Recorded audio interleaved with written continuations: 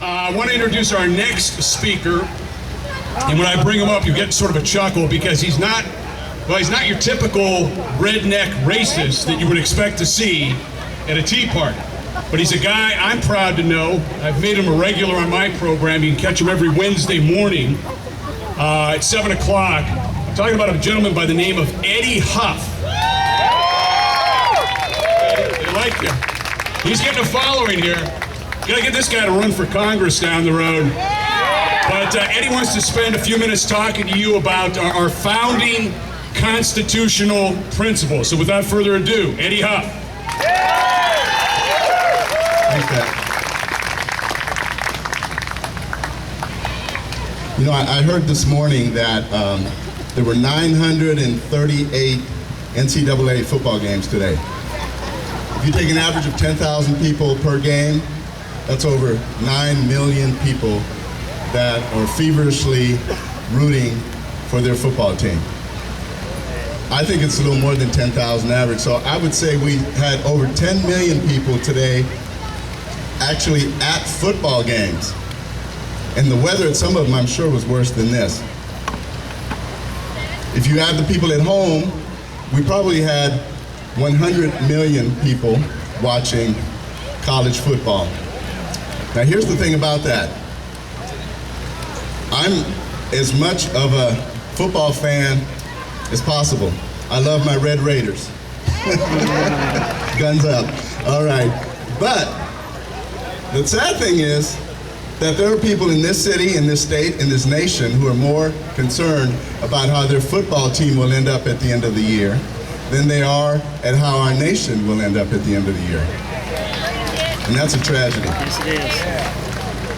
I don't have anything against rooting. I mean, you can ask my wife. I'm a passionate, pouty football fan.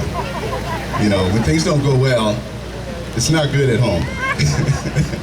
But at the same time, I am equally as impassioned about my country. I want to be sure that I know what every elected official is supposed to do, just like I know what every football player on the team is supposed to do. You know, when you're watching a game, oh man, he missed that block, he dropped that ball, he did this, he didn't do that.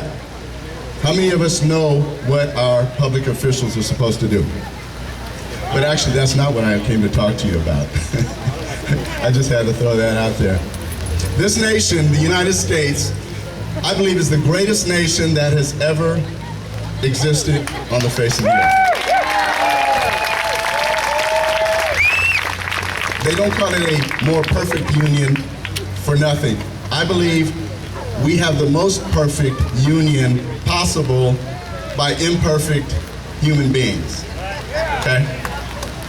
We've not gotten it right all the time. We've made a lot of mistakes, but the intent was good. And you know what that intent is? That intent is individual liberty, the liberty of the individual, the liberty of you, the liberty of me. It's not about groups, it's not about class, it's not about race, it's not about gender, it's about us. I don't want Barack Obama to do anything for African Americans. I don't want Barack Obama to do anything about senior citizens, even though I really don't know if I am one yet. I don't want Barack Obama or the Congress of the United States to do anything for my sex, my race, my age, whatever. That's right. The only thing they're supposed to do is what the Constitution, and earlier than that is the Declaration of Independence. You know, I've shared this before. You know, we have this big stain that everybody keeps talking about, racism. The stain of racism, you know. The history of racism.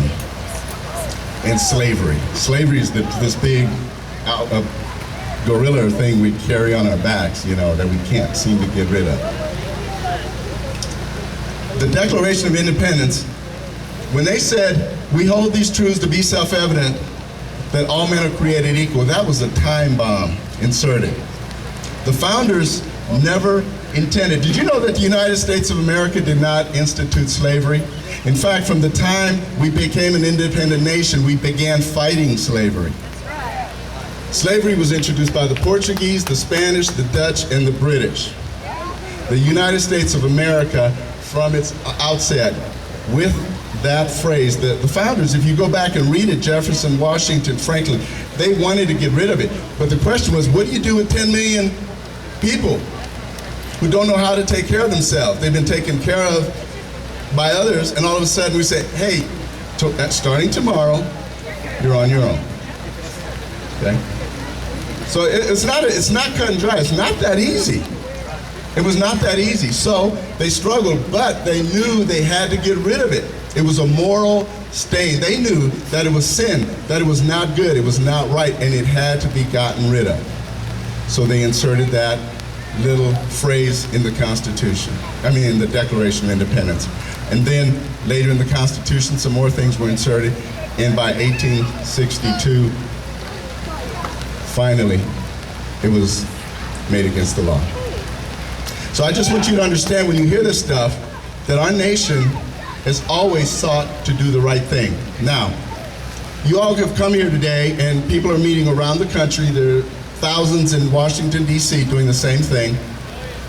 And I don't know if you or those people, everyone really knows what this is all about, what we're really involved in. It's a battle. It's a struggle.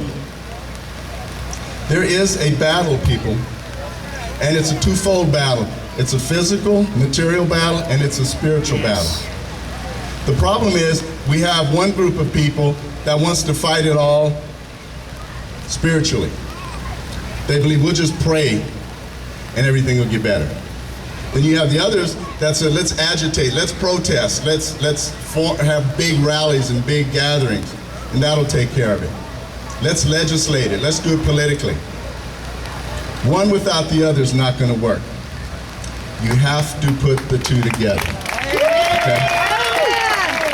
And tragically, we have people like this pastor in Arizona who's praying for the death of the president. No, not a good idea. No. No. I don't know what Jesus would do, but I don't think he would do that. Okay? We've got that kind of silliness. So what we have got to do as people is understand. About 700 BC, about 6th century BC, the nation of Israel, or the southern kingdom, Judah, was faced by 3 enemies.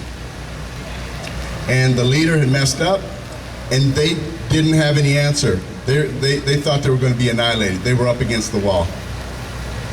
And Jehoshaphat was the king, and so he freaked out. He said, oh man, okay, I know I'm in trouble. We are in trouble. So finally he turns to God, and he calls all the people to pray and to fast.